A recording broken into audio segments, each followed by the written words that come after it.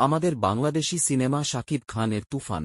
এই তুফান নিয়ে এপার বাংলা ওপার বাংলায় চলছে তুমুল ঝড়। কিন্তু কেন চলছে দুই বাংলার ফ্যান ওয়ার? এর পিছনে কারণটা কি আমাদের বাংলা সিনেমা তুফান নিয়ে? যদি তুফান নিয়ে ভক্ত ভক্ত মারামারি, একে ওপরকে কাদা ছোড়াছুড়ি, আমি বলবো হয়েছে, অনেক হয়েছে। এবার থামুন। দিন শেষে আমরা বাঙালি, এটা ভুলে গেলে হবে না।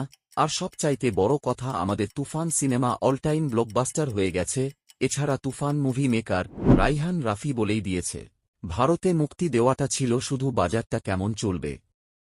এই বিষয়টা যাচাই করার জন্য বাংলাদেশের সিনেমা কেমন চলবে। তারপরও একে অপরকে কাদা ছোড়াছুড়ি। দাদা, দিদি এবং আমার ভাই বোনরা, এবার থামেন, অনেক হয়েছে। আমাদের বাংলাদেশি সিনেমা শাকিব খানের তুফান। এই তুফান নিয়ে এপার বাংলা ওপার বাংলায় চলছে তুমুল ঝড়। কিন্তু কেন চলছে দুই বাংলার ফ্যান ওয়ার? এর পিছনে কারণটা কি আমাদের বাংলা